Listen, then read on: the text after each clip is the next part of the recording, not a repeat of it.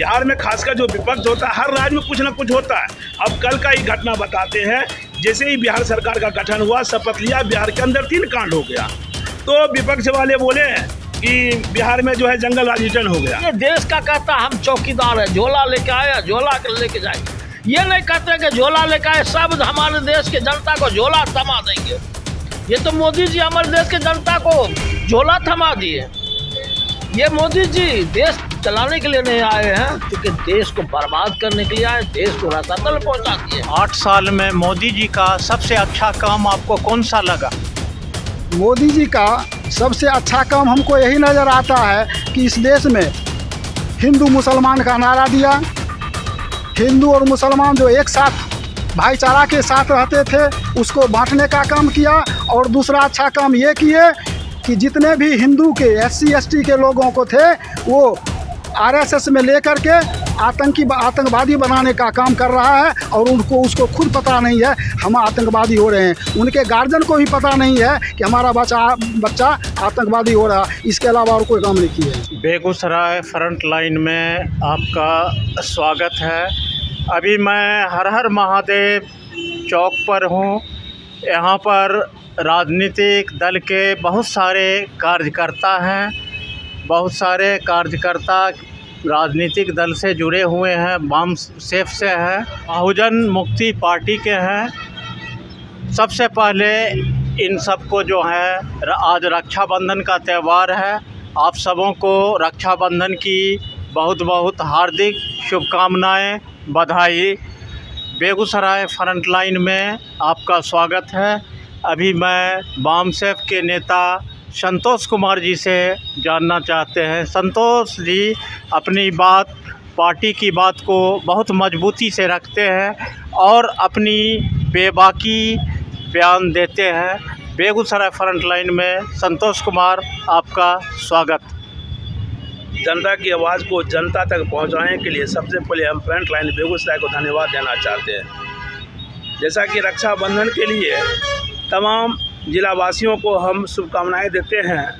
और इस दरमियान जो बिहार में एक राजनीतिक परिवर्तन हुआ है, वो जनता के जनादेश का मतलब सम्मान किया गया है।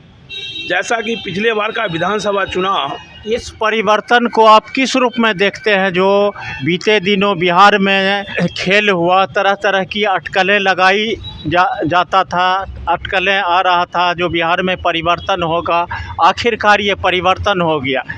नीतीश कुमार ने भाजपा के साथ नाता तोड़ा और महागठबंधन के साथ सरकार बना। इसको आप किस रूप में देखते हैं? देखिए, सबसे पहली बात है, पिछले बार का जो विधानसभा चुनाव हुआ था, तो ये महागठबंधन की जीत थी।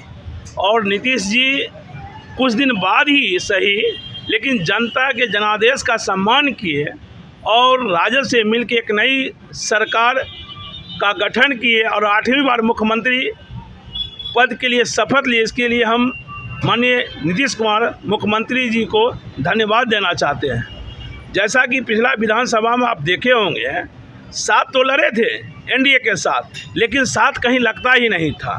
नीतीश जी को नुकसान पहुंचाने के लिए चिराग पासवान के माध्यम से बहुत कोशिश किया गया। और बहुत कोशिश करने के बाद नीतीश जी को जो भी जनादेश मिला, और भाजपा को ऐसा लगा अगर नीतीश जी को जो जनादेश मिला है, उस जनादेश में अगर इनका साथ लेकर अगर हम सरकार नहीं बनाते हैं, तो नीतीश जी उसी समय महागठबंधन के साथ हो जाते हैं।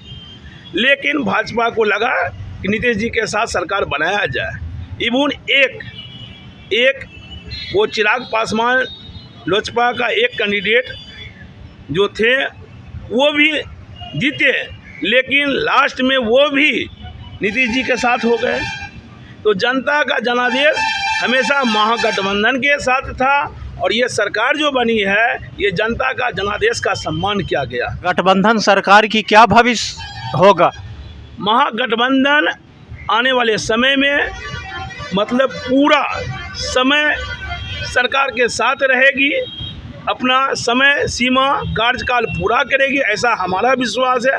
और आने वाले समय में जैसा कि नीतीश जी बोले हैं कि 2024 में एक बड़ा बदलाव होगा, वो बदलाव होगा, लेकिन वो केंद्र का बदलाव होगा। तो नीतीश कुमार ने बदलाव के लिए अगस्त क्रांति का दिन ही क्यों चुना? अगस्त क्रांति, अगस्त जो है 15 अगस्त 1947 को जो है ये हमारा स्वतंत्रता दिवस है।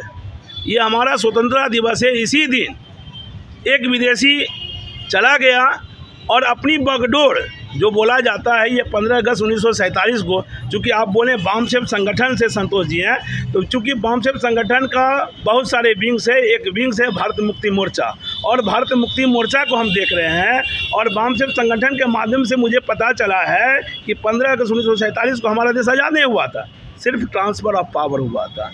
तो एक विदेशी दूसरे विदेशी के हाथ में सत्ता दे के चला गया है, और अगस्त का जो ये दिन चुना गया है, आने वाले समय में ये देश की बागडोर देश के मूल निवासियों के बीच आएगा। आने वाले समय में उसका भी समय सीमा तय है। 2025 तक एक भारत में वामसेप के माध्यम से एक ज़बरदस्त आंदोलन किया जाएगा, और इस आंदोलन के साथ ही भारत के अंदर जो सत्ता परिवर्तन हो रहा था, वो सत्ता परिवर्तन के साथ साथ व्यवस्था परिवर्तन हो जाएगा। और व्यवस्था परिवर्तन में जिसकी जितनी आबादी होनी चाहिए उसकी उतनी हिस्सेदारी होनी चाहिए।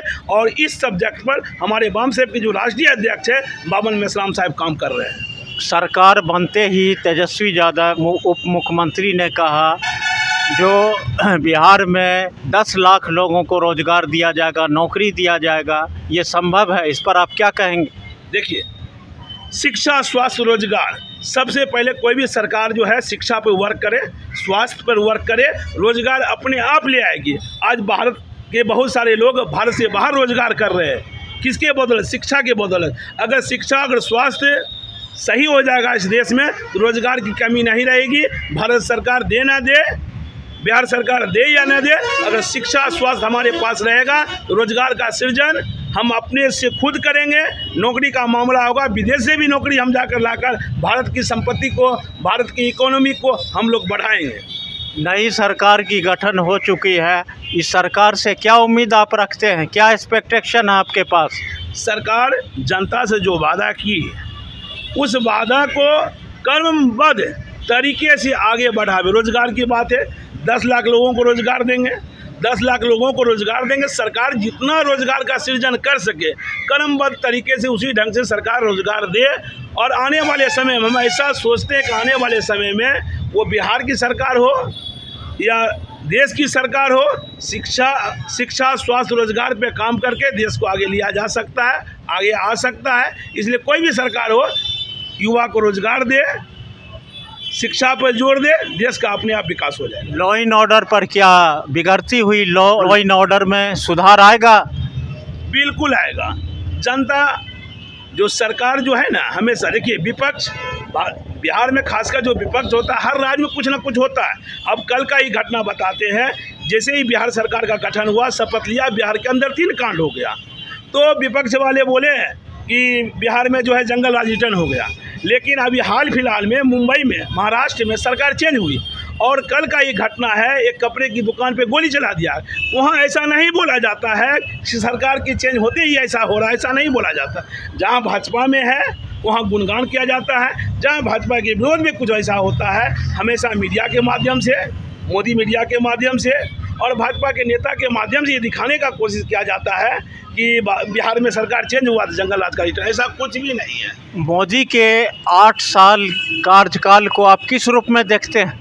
क्योंकि हमारे देश के वो प्रधानमंत्री है, सबका साथ सबका विकास करते हैं, नहीं ना, लेकिन सबका वो विश्वास खो दिए हैं। प्रधानमंत्री जी सबका विश्वास खो दिए हैं। सिर्फ एक विश्वास मीडिया के माध्यम से वो जनता के बीच रखते हैं। लेकिन कहीं भी, आप पत्रकार महोदय हैं, आप बेगूसराय में करवा लीजिए, कहीं भी ये सबका साथ सबका विकास वाली बात नहीं है। प्रधानमंत्री जी सबका विश्वास खो दिए हैं। क्योंकि हमारे देश के प्रधानमंत्री, हम उनका सम्मान करते हैं, वो देश का प्रधानमंत्री तो हमारे भी प्रधानमंत्री, लेकिन प्रधानमंत्री जी सबका विश्वास खो चुके हैं। चलिए, हमसे बात करने के लिए बहुत बहुत धन्यवाद। अभी मेरे पास हैं वरिष्ठ नेता वामसेप जनमुक्ति मोर्चा के मोहम्मद शाकिर आलम से बात करते हैं। बिहार में जो बदलाव हुआ, इसको आप किस रूप में देखते हैं? ये बदलाव जनता की आशा और आकांक्षाओं के मुताबिक हुआ।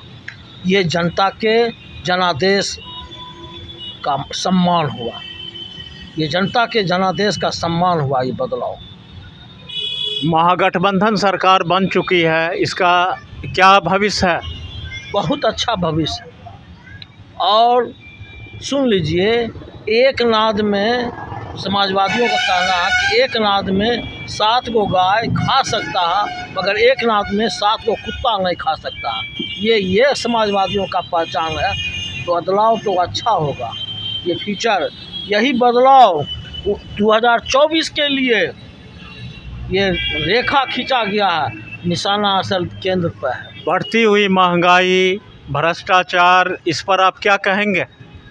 बढ़ती हुई महंगाई और भ्रष्टाचार, मोदी जी मालूम होगा कि वही बोले थे कि साल में 2 करोड़ आदमी को रोजगार देंगे, 15 लाख रुपया देंगे, विदेश से जितना भी है घोटाला वाला पैसा लाएंगे और महंगाई को कदम अच्छे दिन लाएंगे। कहाँ गया? दिन दूनी रात चौगुनी महंगाई बढ़ गया।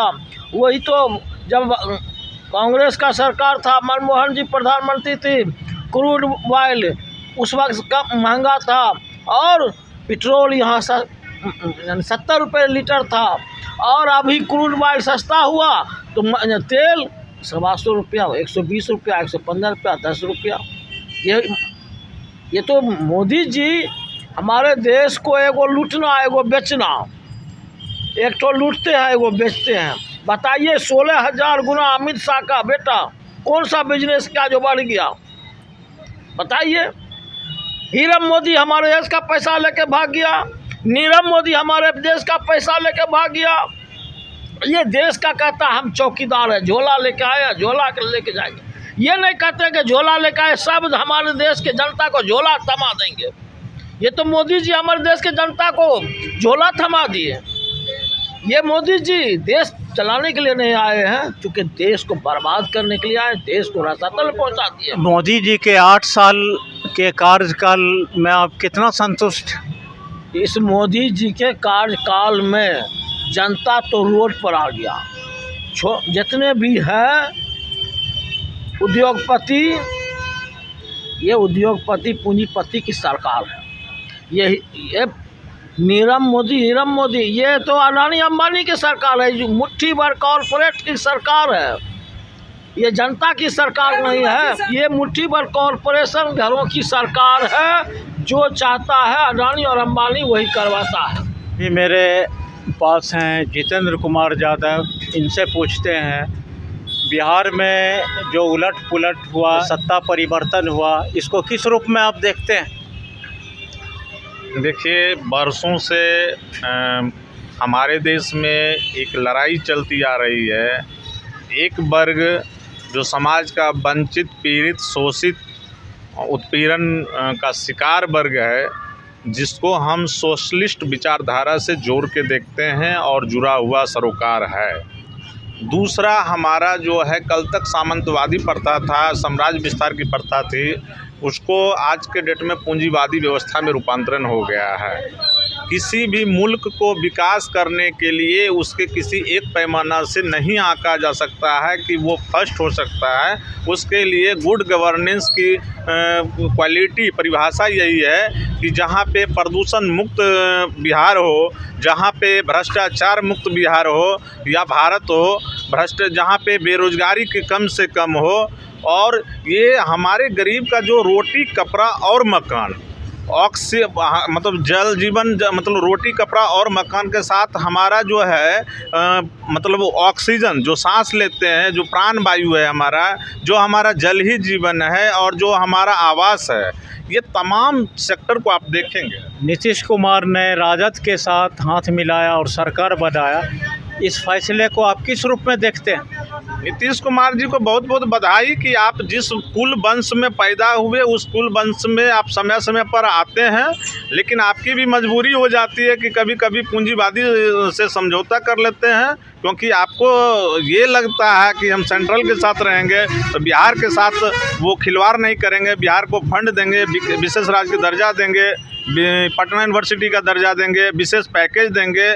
लेकिन वो आकांक्षा आपकी पूरी नहीं होती है। कल तक नीतीश कुमार का मतलब दिल जीतने के भाजपा ने काम किया, और हम कहते हैं भाजपा के लोगों से, आप नीतीश कुमार के दिल जीतने के बजाय बिहार के जन जन के मतलब जनता और गली गली मोहल्ले की पीड़ित वंचित उत्पीड़ित वर्ग को आप दिल जीतने का काम करें। भाजपा से या महागठबंधन से हमारी जनता की आकांक्षा है हमारा मुल्क भारत के और बिहार के विकास से। इस सरकार के बनने से क्या आपको लगता है जो सुधार आएगा लॉ एंड ऑर्डर में? देखिए, जहाँ तक बात है गुड गवर्नेंस का वर्क हो और नैतिकता का अवेयरनेस हो, तो नैतिकता का अवेयरनेस के लिए एक मुहिम चलाया जाए, तो मैं समझता हूँ लॉ और ऑर्डर जो होता है, लॉ एंड ऑर्डर बिगड़ता है वो अशिक्षा के अभाव में, भूखमरी के शिकार में और धन पशु और समाजवादी लोगों के जो बीच में जो खाई है उसकी मतलब लंबी खाई होने की वजह से क्राइम बढ़ता है। बिहार में बदलाव हो चुका है, नई सरकार का गठन हो गया है, इस पर आप क्या कहेंगे? नई सरकार की गठन हो गई, इसके लिए नीतीश बाबू का धन्यवाद, उनकी पार्टी का धन्यवाद, और इधर आरजेडी के लोगों को धन्यवाद, और उन लोगों की भी धन्यवाद देना चाहता हूं जिसने ये पूरी पहल किया। मैं बताना चाहता हूं कि जब परिवर्तन की बयार बहती है तो भारत से बहती है, बिहार से बहती है, और वो परिस्थिति आती है जब जनता व्याकुल होने लगता है तो नेता इस बात को गंभीरता से स्वीकार करती है, और जब नेता गंभीरता से स्वीकार करती है तब परिवर्तन की रास्ता खोजता है। नीतीश बाबू ने वही आज किया। इस परिवर्तन का असर कहाँ तक जाएगा? इस परिवर्तन का असर दिल्ली तक जाने वाली है। जिस तरह जेपी आंदोलन बिहार से शुरू हुई थी और परिवर्तन 77 के बाद परिवर्तन हो गया, ठीक उसी तरह से 24 के बाद पूरे भारत में परिवर्तन होने वाला है। भाजपा कह रही है जो जनादेश का धोखा हुआ, नीतीश कुमार ने भाजपा के साथ धोखा किया, इस पर आप क्या कहेंगे? मैं ये कहना चाहता हूँ कि जनादेश का धोखा हुआ तो आंकड़ा निकाल कर देख लें, जनादेश राजद को मिला या बीजेपी को मिला, बस यही मैं कहना चाहूँगा। बढ़ती हुई महंगाई पर आप क्या कहेंगे? बढ़ती हुई महंगाई चरम सीमा पर पहुंच गई है, और ये चरम सीमा पर पहुंचाने का श्रेय केवल केंद्र सरकार के नीति के तहत हुआ है, और ये इसलिए इतनी महंगाई चरम सीमा पर पहुंची है कि ये सरकार दो ही मुद्दा पर काम करते आया है। एक हिंदू और मुसलमान के मुद्दा पर काम करता आया है, और दूसरा अडानी और बड़े बड़े सेठ साहूकारों के पक्ष में काम करते आया है, जिसके कारण भारत में इतनी महंगाई बढ़ गई है। जो 14 के पहले जो गैस सिलेंडर खाना पकाने वाला 350 रुपये के आसपास मिलता था, वो अभी 1150 रुपये में मिल रहा है। अंदाज कर लीजिए, एक चप्पल जो 50 रुपया में मिल रहा था अभी वह 150 रुपये में मिल रहा है। यह महंगाई का श्रेय सिर्फ केंद्र सरकार की है। नीतीश कुमार 17 साल से मुख्यमंत्री हैं, बिहार के विकास में इनका काम कैसा लग रहा है? बिहार के विकास में अगर देखा जाए, नीतीश बाबू का कामकाज सुसंगठित ढंग से चलता रहा है, लेकिन गठबंधन के कार्य जिनके साथ ये गठबंधन में रहे वो सही ढंग से चलने नहीं दिए हैं। यही कारण है कि आज वैसी परिस्थिति आ गई कि वहाँ से इनको अलग हो करके नए सिरे से काम करने का रास्ता निकालने का तलाश किया। 8 साल में मोदी जी का सबसे अच्छा काम आपको कौन सा लगा? मोदी जी का सबसे अच्छा काम हमको यही नज़र आता है कि इस देश में हिंदू मुसलमान का नारा दिया, हिंदू और मुसलमान जो एक साथ भाईचारा के साथ रहते थे उसको बांटने का काम किया, और दूसरा अच्छा काम ये किए कि जितने भी हिंदू के SC ST के लोगों को थे वो RSS में लेकर के आतंकवादी बनाने का काम कर रहा है, और उसको खुद पता नहीं है हम आतंकवादी हो रहे हैं। उनके गार्जियन को भी पता नहीं है कि हमारा बच्चा आतंकवादी हो रहा है। इसके अलावा और कोई काम नहीं किया है। आप किस संगठन से जुड़े हुए? भारत मुक्ति मोर्चा एक सामाजिक संगठन है, सोशल ऑर्गेनाइजेशन है। मैं उस संगठन से जुड़ा हुआ हूँ। ये हमारे सामने हैं पुलेंद्र कुमार, इनसे जानते हैं आप बिहार में जो सत्ता परिवर्तन हुआ, नई महागठबंधन सरकार, नई सरकार बनी है, इसको आप किस रूप में देखते हैं? ये सरकार जो है इस समय की मांग था और बिहार के जनता की मांग था।